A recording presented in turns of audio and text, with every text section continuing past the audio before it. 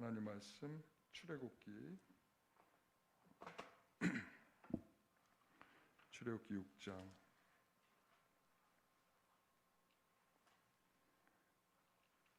5장부터 했네요. 우리 5장 22절부터 보겠습니다.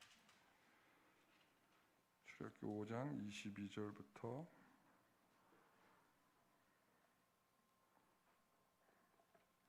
6장 8절까지 이렇게 보겠습니다.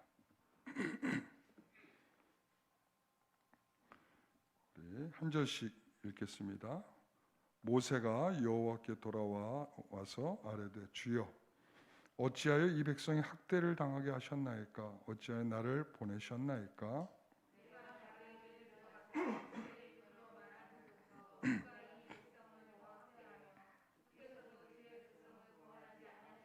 여호와께서 모세에게 이르시되 이제 내가 바로에게 하는 일을 내가 보리라. 강한 손으로 말미암아 바로가 그들을 보내리라. 강한 손으로 말미암아 바로가 그들을 그의 땅에서 쫓아내리라.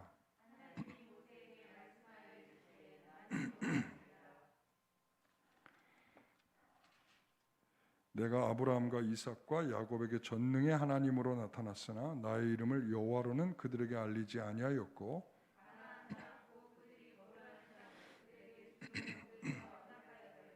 이제 애굽 사람이 종으로 삼은 이스라엘 자손의 신음소리를 내가 듣고 나의 언약을 기억하노라.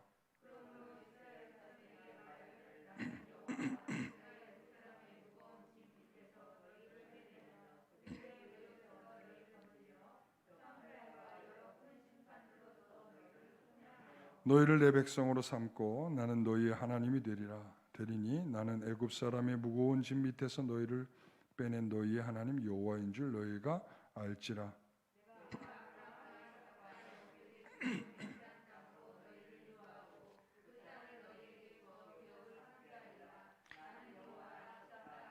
아멘.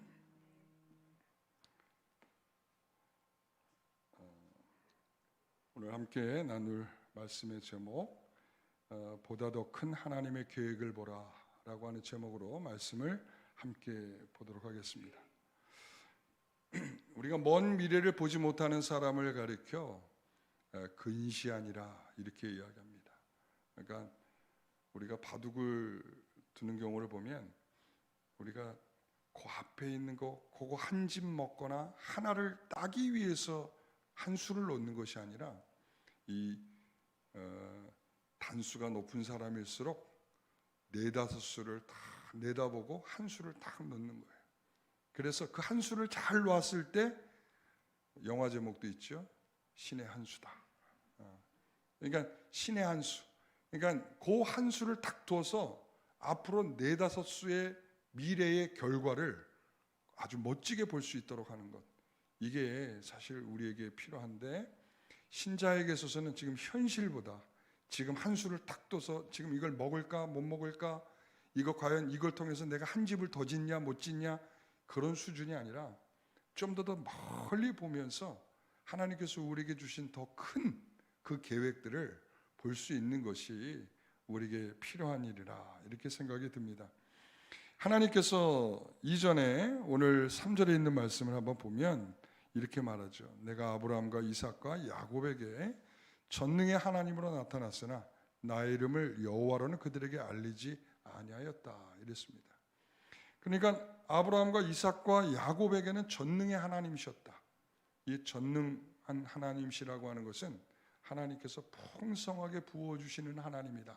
그러니까 우리에게 전적으로 하나님께서 이 아브라함에게도 이삭에게도 야곱에게도 풍성한 은혜를 주셔서 많은 약속들을 하셨죠. 그래서 이 3절의 말씀에 있는 것은 이 두 단락으로 나눠지는 거예요. 뭐냐면 하나님이 그들에게 약속만 해주셨던 하나님으로서 전능한 하나님이셨다. 약속을 하시는 하나님이었다 라고 하는 그들의 현실을 보면 참 당혹스러운 거죠. 제가 늘 얘기하지만 아브라함은 이삭은 야곱은 진짜 손바닥만한 땅 하나 얻질 못한 정말 불행한 인생들이죠. 어떻게 보면 하나님만 믿고 가나안에 왔는데요. 하나님만 믿고 하나님이 가라고 하는 곳에 와서 정착해서 살았는데 인간적인 모습으로 보면 어떤 거 하나 성공해내지 못한 정말 그런 신세들이었죠. 그러니까 하나님이 전능하신 하나님으로 그들에게 약속하신 단계가 있었다면 그게 한 수죠. 그게 신의 한 수인 겁니다.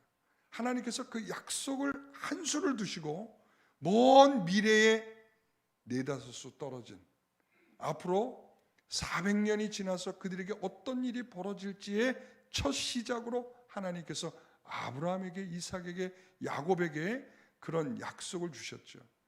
너의 민족은 많아질 것이다. 너의 후손들은 많아질 것이다. 그리고 내가 너희에게 이 땅을 주리라고 약속한다. 하나님이 이런 약속을 근거로 해서 그들에게 약속해 주는 시대가 있었다. 그러나 그 후번에 두 번째 단락에서는 이렇게 되어 있죠. 나의 이름을 여호와로는 그들에게 알리지 않았다. 그들에게 여호와로서는 알리지 않았다는 것입니다.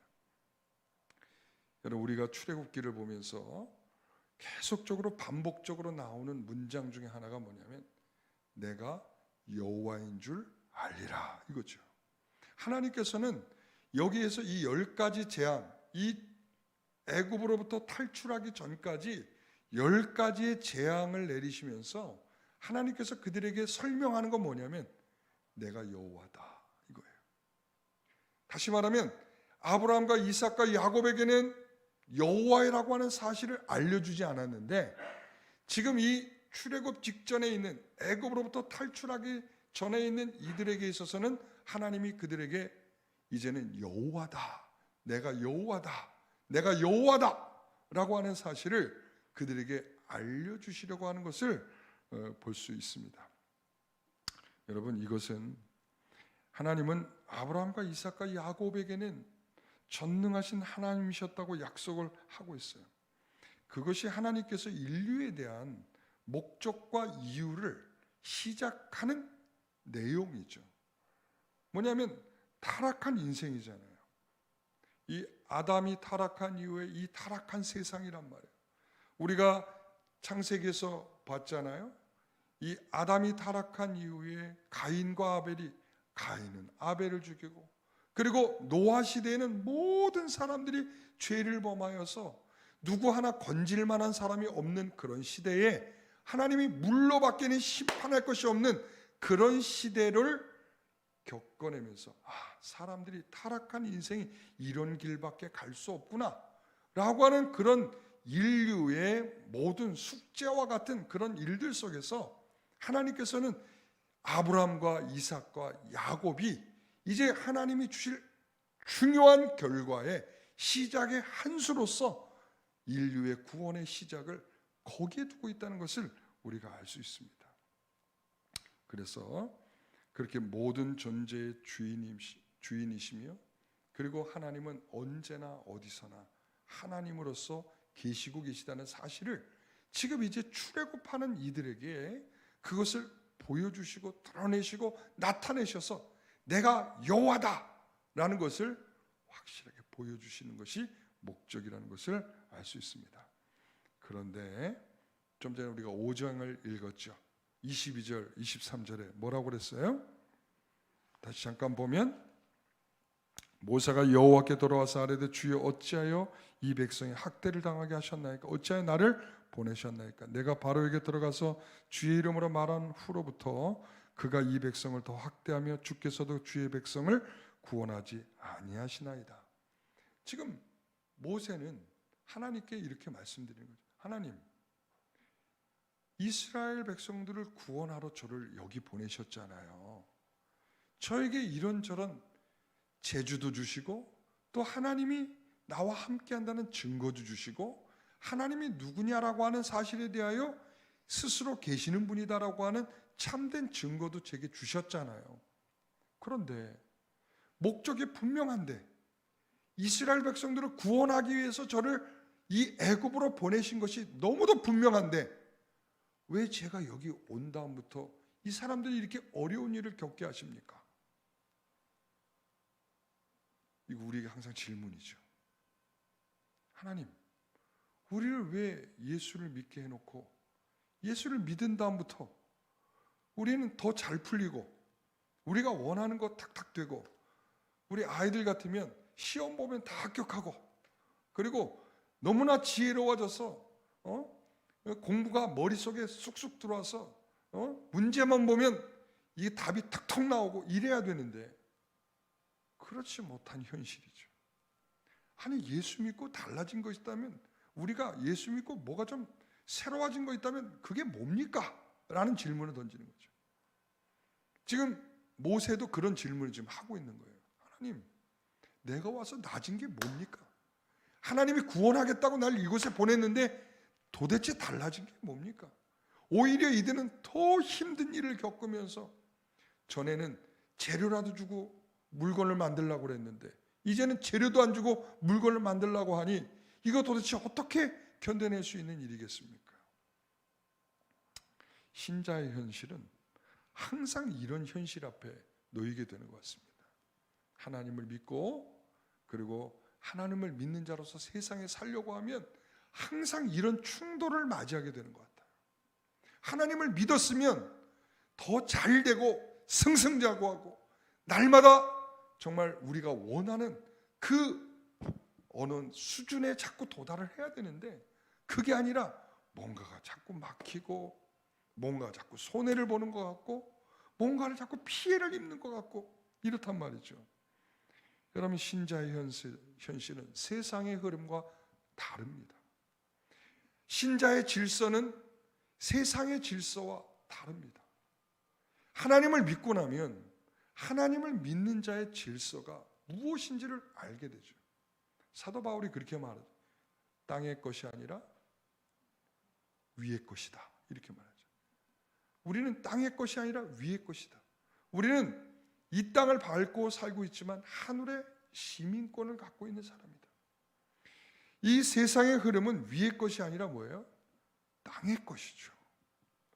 그러니까 세상은 믿음을 가진 질서와 반대가 되고, 그리고 욕심껏 살라고 하고 성공하라고 하니까 우리는 이 땅보다 위의 것에 대한 존중과 위에 대한 결과를 보려고 하는 것이기 때문에 자꾸 충돌이 일어나는 거예요. 여러분, 요한복음 15장 18절 19절 말씀 같이 한번 읽어봅니다. 같이 읽어봅니다. 세상이 너희를 미워하면 너희보다 먼저 나를 미워한 줄을 알라. 너희가 세상에 속하면 세상이 자기의 것을 사랑할 것이나 너희는 세상에 속한 자가 아니요 도리어 내가 너희를 세상에서 택하였기 때문에 세상이 너희를 미워하느니라. 세상과 신자는 이게 서로 결탁되어 있는 존재가 아니라 다른 영역의 존재라는 것을 말합니다. 아니, 우리도 세상에 살고 있는데 여기서 말하는 세상은 하나님에게 속해 있지 않은 영역을 말하기 위한 세상입니다. 하나님의 영역에 속해 있지 않는 세상은 우리가 속해 있지 않는 영역이에요. 그러니까 세상은 당연히 하나님을 대적하는 자들로서 이 하나님을 믿는 영역 속에 있는 자들을 자꾸 공격하게 되는 것입니다. 여러분, 예수를 믿으면 세상에서 반대를 받는 것 너무 지극히 당연한 것입니다. 그것은 우리가 세상에 속해 있지 않기 때문이고, 우리가 믿는 것의 결실은 내세적인 것, 영원한 것, 하늘에 있는 것, 위에 있는 것, 우리는 여기에 질서가 있고 여기에 초점이 있고 여기에 결과를 기대하는 사람들이기 때문에 그런 것입니다. 그런데 우리는 예수를 믿고 현실에서 계속 살아야 합니다. 이 현실은 세상이고 죄가 주장하고 그리고 또한 그 세력이 있습니다. 그래서 그러한 곳으로부터 우리를 불러내셔서 세상의 질서와 달리 살아가도록 우리에게 말씀. 사도 바울이 그러잖아요. 너희는 세상의 이 패턴, 세상이 가지고 있는 이 패턴을 따르지 말고 하나님이 무엇을 기뻐하고 무엇이 선이고 무엇이 하나님이 좋아하는 것인지를 분별하여 행하라고 말씀하고 있지 않습니까? 여러분, 우리는 참된 평화, 참된 생명, 복을 받을 자이지만 지금은 하나님의 영원한 나라는 아직 우리에게 허락되지 않고 있는 것이라는 것을 기억하십시오. 그 세상은 아직 심판받지 않고요. 우리는 그런 세상에서 놓여 있기 때문에 반대를 받고 있는 것입니다. 그래서 제가 처음에 시작하면서 근시안 이런 얘기를 했죠. 그러니까 근시안은 자꾸 지금을 생각하는, 지금 현재 우리에게 뭐가 유익이냐 이 생각을 하지만 우리에게는 진정한 신자의 안목은 내세에 있는 것입니다. 영원한 것에 있는 것입니다. 지금이 아니라 영원에 우리에게 초점이 있는 것입니다. 갈라디아서 5장 17절의 말씀을 보면 육체의 소욕은 성령을 거스르고 성령은 육체를 거스르나니 이 둘이 서로 뭐 한다고요? 대적함으로. 그러니까 우리가 성령의 사람이, 성령에 속한 사람이면 이 육체의 소욕에 속한 것과 늘 대립적인 관계를 갖고 있는 거예요. 우리가 무엇을 생각해도 성령이 우리와 함께 계시므로 우리는 거룩한 것을 생각하게 하는 것이죠. 무엇이 거룩한 것이냐? 무엇이 바른 것이냐? 지금 우리가 더 얻을 것이 무엇이냐의 현실적 문제 앞에 지금 여기들은 더 고역을 겪고 있잖아요. 하나님을 믿게 되면, 하나님의 영역 속에 들어오면 그들이 겪게 되는 현실이 바로 이러함을 설명해 주는 것입니다. 우리는 그런 육체의 소욕으로 살지 않는다라고 말하지만 실제적으로 쉽지 않죠. 우리가 육을 입었고 육이 원하는 것들이 우리에게 늘 갈망하듯이 우리에게 있기 때문에 그것을 떠나서, 육체를 떠나서 살면 모를까 육체 안에 있는 우리들은 항상 이 육체의 소욕과 항상 씨름하는 것이 우리들의 삶의 시간들이죠. 우리는 세상 나라에 속해 있고 이 세상의 죄가 권세처럼 주장하고 있고 우리는 죄가 주장하는 곳에 있으면서 그 반대의 길을 걸어가야 되는 것이 우리 신자의 삶이란 말이죠. 하나님만이 유일한 세상의 역사에 주장하시는 분인 줄 알면서도 우리는 그와 같은 이해가 부족한 채 이 세상에서 현실적 감각으로 자꾸 그것을 원하며 살아가는 것이 우리들의 현실이다, 이런 말입니다.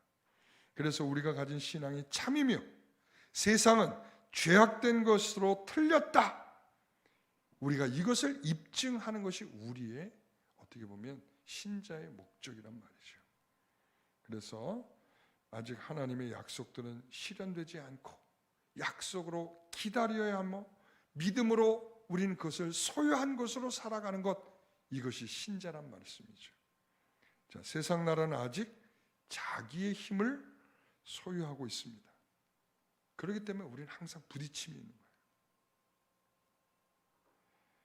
여러분, 지금 코로나를 이렇게 지나면서 우리가 벌써 2년이라는 시간이 지났습니다.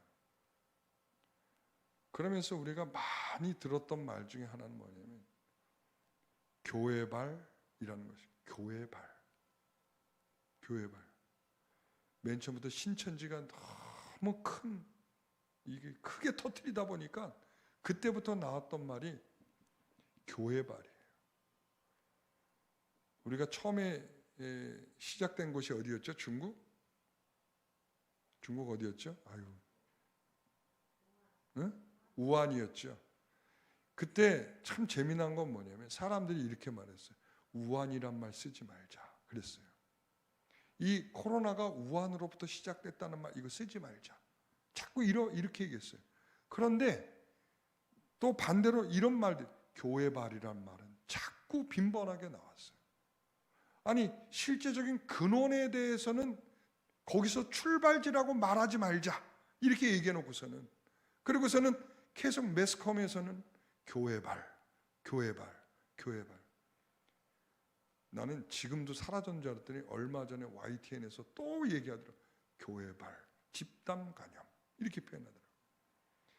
저는 이것이 우리가 그냥 듣고 넘어갈 수 있는 일이기도 하지만 어떻게 보면 이것이 교회에 대한 비하적 발언이라고 저는 생각을 해요.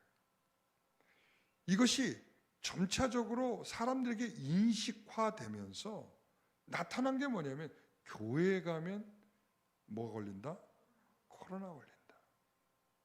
여러분, 거기서부터 줬던 사람들에게 의식은 뭐냐면 교회에 가면 코로나에 걸린다였어요. 그래서 우리 성도들의 가정에서도 자녀들이 다 말리는 거야. 교회 가지 마세요. 왜? 교회 가면 코로나 걸리지 않습니까? 이게 굉장히 강력한 의식으로 사람들에게 다 퍼져 있어요. 모 전자에서는 교회 가면 2주 동안 직장 나오지 마라. 여러분, 이런 것들이 공공연하게 사회에 쭉 퍼져서 진정으로 교회가 그 감염을 일으키는 근원진가? 오히려 굉장한 오해를 받는, 그리고 예전에는 너 교회 갈 거야 안 갈 거야 이러면서 핍박을 했다면 사회 전반에 퍼뜨려서 사람들이 교회에 대한 의식이 나빠져서 자연적으로 교회를 멀리하도록 만드는 그런 압박감을 사회에서 갖도록 했다는 말이죠. 여러분, 이게 바로 세상과 교회가 달리 가고 있기 때문에 나타나는 현상이라고 저는 생각을 합니다. 우리는 세상에 속해 있지 않고 하나님에 속해 있습니다. 그러나 우리는 아직 멸망하지 않았고 심판받지 않은 그런 시간에 살고 있기 때문에 아직 저 미래까지 가기 전에 현재의 삶 속에서는 우리는 계속적 갈등적 구조 속에 우리는 있단 말이죠. 그러므로 근시하는 자꾸 현실의 이것을 보지만 하나님이 우리에게 준 참된 안목은 좀 더 미래, 내세, 영원 이런 것들을 생각하도록 우리에게 그 눈을 주시는 것입니다. 자, 고린도후서 5장 13절 15절 말씀 같이 한번 읽어보겠습니다. 우리가 만일 미쳤어도 하나님을 위한 것이요 정신이 온전하여도 너희를 위한 것이니 그리스도의 사랑이 우리를 강권하시는도다. 우리가 생각하건대 한 사람이 모든 사람을 대신하여 죽었은즉 모든 사람이 죽은 것이라. 그가 모든 사람을 대신하여 죽으심은 살아있는 자들로 하여금 다시는 그들 자신을 위해 살지 않고 오직 그들을 대신하여 죽었다가 다시 살아나신 이를 위하여 살게 하려 합니다. 이것이 믿음입니다. 바로 우리에게는 우리가 왜 달리 사느냐 물어보면 우리가 달리 사는 이유는 다른 사람과 다른 대우를 받은 사람들이다. 우리를 위하여 죽으신 분이 있다. 우리를 위하여 대신 죽으신 분이 있다. 우리를 위하여 대신 죽으신 그분이 이제 우리의 가치고 우리의 진리고 우리가 살아가는 방식이다. 우리가 살아도 주를 위해 살고 죽어도 주를 위해 사는 자들이 됐다. 예수께서 우리를 위해 죽으심은 우리가 죄악된 세상을 따라 살지 않고 새 생명의 원리를 우리에게 주시기 위한 것입니다. 타락한 인생 이제 끝났다. 어떻게 보면 이제 사망의 권세가 이 땅에 퍼지면서 그 사망으로 인하여 멸망받을 것이 인생들이라면 그 멸망받을 인생들을 뒤바꿔서 새로운 삶의 원리를 주시기 위한 것이 예수 그리스도께서이다. 우리는 범죄하였고 멸망을 자초한 자들입니다. 하나님이 예수를 보내어 죄와 사망에서 구원하실 것입니다.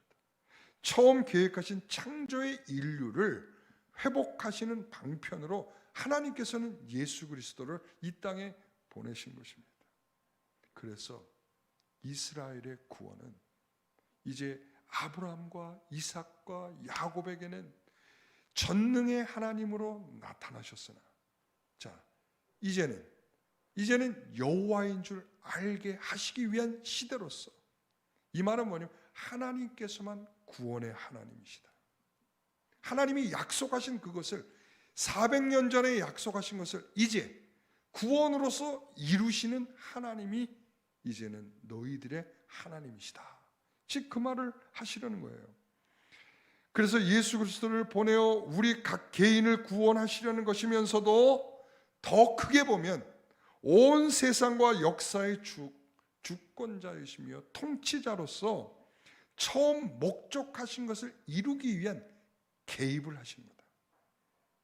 하나님 처음 인생들을 향하여 가지신 그 목적을 회복하기 위하여 하나님이 개입하신 것이 바로 출애굽 사건이요 예수 그리스도께서 이 땅에 오신 사건인 것입니다. 자, 그래서 모든 하나님의 백성으로 구원받는 자녀들은 각 개인이 은혜를 입었을 뿐만 아니라 좀 더 거시적인 생각이 필요한 거예요. 우리는 단순히 나를 구원하셨다 이것으로 끝나는 것이 아니라 하나님께서 세상의 유일한 통치자이시다 이런 계획을 하시고요, 이 세상이 움직여가도록 여러분 400년 이후의 일들을 어떻게 알고 말씀하시고 그것을 어떻게 이루어 가시는 주체로서 계속 나타나시냔 말이죠. 400년 전에 약속하신 분도 누구예요? 하나님이세요. 지금 400년 이후에 출애굽을 하시면서 그들을 이끌어내시는 분이 누구예요? 하나님. 모세를 보내신 분이 누구예요? 하나님이시죠. 그러니까 하나님의 안목은 이렇게 현실을 넘어서 저 미래의 그 결과를 보시기까지 하나님은 알고 그것을 통치하시고 그것을 섭리하시고 그래서 직접 개입하셔서 이처럼 하나님이 구원을 이루어 가시는 하나님이 되신다. 너무 놀랍지 않습니까? 우리는 하나님께서 바로 그런 분이심을 아셔야 돼요. 그분은 뜻을 이루기 위해서 그의 능력을, 그의 의지를, 또 그분의 열심을, 그분이 얼마나 열심이 많으신 분인지 몰라요. 그 모든 것을 동원해서 이제 우리를 정의로 서고 있는 것을 우리는 인식해야 합니다. 여러분, 우리가 고통을 면하고 우리가 원하는 것을 이루고 병을 치료받는 것, 이것이 우리가 교회를 다니거나 믿음을 갖게 된 이유가 아니라는 것을 아십시오.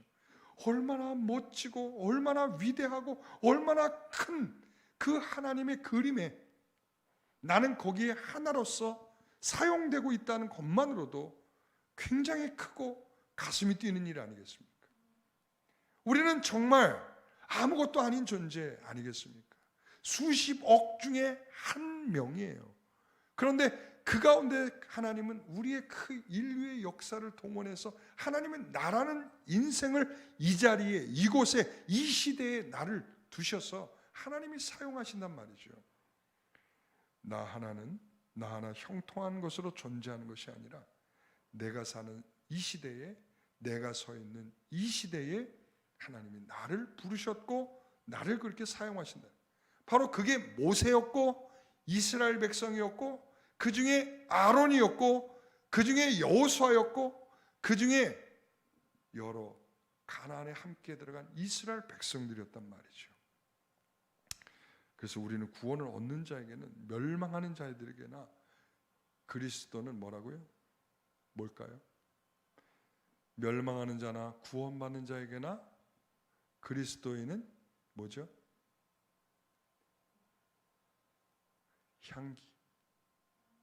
향기다. 이게 무슨 말인가 하면 로마가 이 팽창하던 시대, 로마가요 세계를 정복하던 팍스 로마나였을 때, 그러니까 모든 길이 다 로마로 통한다라고 하던 그 시대에는 로마가 전쟁만 나가면 승리하고 돌아오는 거예요. 그때 그들이 돌아올 때는 뭘 갖고, 전리품을 갖고 돌아오죠. 전리품만 갖고 들어오는 게 포로들을 데리고 오는 거예요.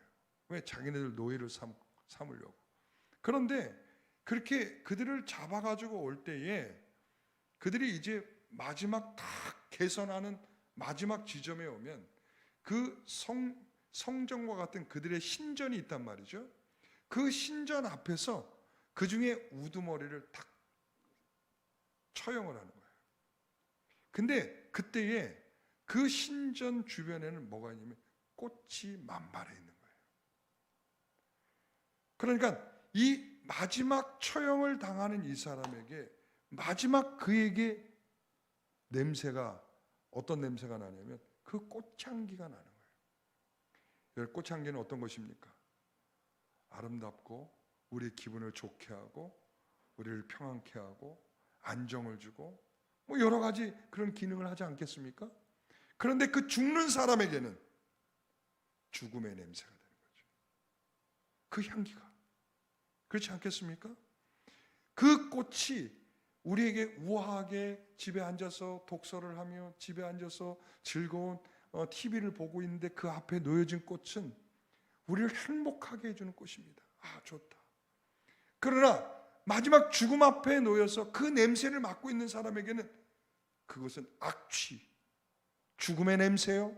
그리고 더 이상 살 수 없는 자의 마지막 냄새로서의 이 꽃향기가 나는 거죠. 바로 신자는 그런 역할을 하는 거예요. 신자는 바로 죽는 자에게 혹은 사는 자에게는 정말 더없는 향기가 돼서 생명의 냄새를 일으키는 것이고요. 그리고 또한 사망하며 멸망하는 자들에겐 바로 그것이 죽음이다라는 사실을 일깨워 줄 수 있는 그런 냄새를 일으켜내는 것입니다. 그게 신자입니다. 그래서 우리는 그런 일로 부르심을 입은 자들이에요. 그냥 나 하나 믿고 끝났다. 아, 나 형통하자. 내가 원하는 것을 이루면 돼. 야, 성공이다. 나는 이제 병 고치고 싶어. 이것이 우리 신자들의 요구가 아니라 하나님은 우리에게 더 거창하고 더 미래적이고 그리고 생명을 일으키는 일을 위하여 우리를 두고 계시다는 사실이죠. 여러분, 그래서 우리는 세상과 거슬러 향기가 나고 증언이 되는 값진 인생이 되시기를 간절히 축원합니다. 우리 하나님께 먹을 것도 입을 것도 소소한 것도 구하십시오. 그것도 우리가 기도해야 될 내용입니다. 그러나 그것을 뛰어넘어서 우리는 더 큰 기쁨이 있다는 사실을 기억하면서 그것을 위하여 기도하셔야 됩니다.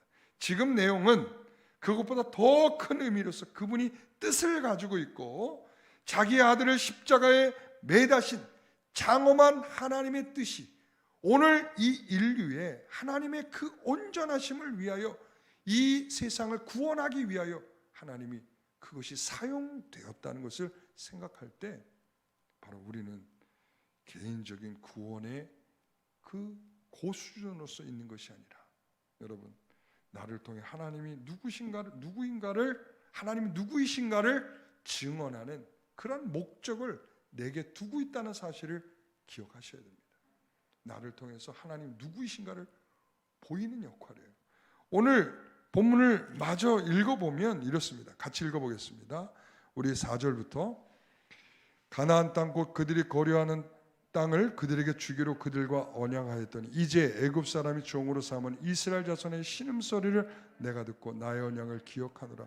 그러므로 이스라엘 자손에게 말하기를 나는 여호와라. 내가 애굽 사람의 무거운 짐 밑에서 너희를 빼내며 그들의 노역에서 너희를 건지며 편팔과 여러 큰 심판들로서 너희를 속량하여 너희를 내 백성으로 삼고 나는 너희 하나님이 되리니 나는 애굽 사람의 무거운 짐 밑에서 너희를 빼낸 너희 하나님 여호와인 줄 너희가 알지라. 내가 아브라함과 이삭과 야곱에게 주기로 맹세한 땅으로 너희를 인도하고 그 땅을 너희에게 주어 기업을 삼게 하리라. 나는 여호와라 하셨다. 하나님께서는 그들을 이 노역의 순간으로부터 그냥 구출하는 게 목적이 아니라 어디까지 가는 거예요? 하나님께서 약속하신 어디까지? 가나안까지 가는 거예요. 이 첫수, 아브라함과 이삭과 야곱에게 두신 첫수가 이제 이 애굽의 사람들을 구원해내서 하나님께서 가나안까지 이 도착하게 하는 이 목적을 이루기까지 하나님께서는 이러한 안목을 가지고 바라보라는 거예요. 현실에 무너지는 자들이 어떤 사람, 가데스 바네아에서 정탐 갔던 사람, 그리고 정탐 갔던 사람을 따라서 우리도 안 가겠다라고 동조했던 사람들 다 광야에서 죽었어요. 왜? 하나님이 주시는 그 영적인 안목으로 가나안을 바라볼 줄 모르는 거예요. 현실에 무너지는 거예요. 여러분, 우리의 현실이 녹록하지 않습니다. 정말 힘든 현실이에요. 여러 가지 일들 많습니다. 버라이티업.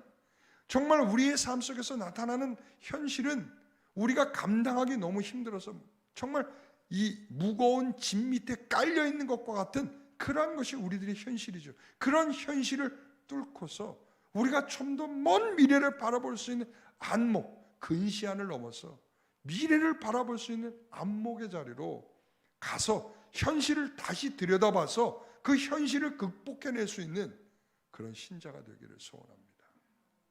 그것이 오늘 우리에게 주어진 그런 현실이고 미래입니다. 기도하겠습니다. 하나님,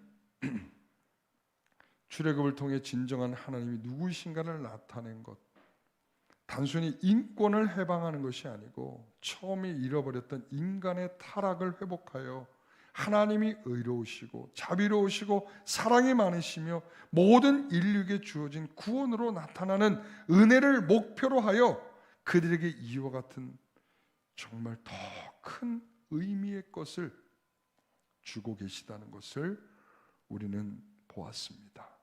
하나님, 우리의 현실이 무겁고 지치고 힘들어도 하나님이 우리에게 줄 안목으로 좀 더 미래를 보면서 하나님이 우리에게 주실 결국과 결과를 우리가 소망하며 지금을 견딜 수 있는 믿음을 주시옵소서. 예수님의 이름으로 기도하옵나이다. 아멘.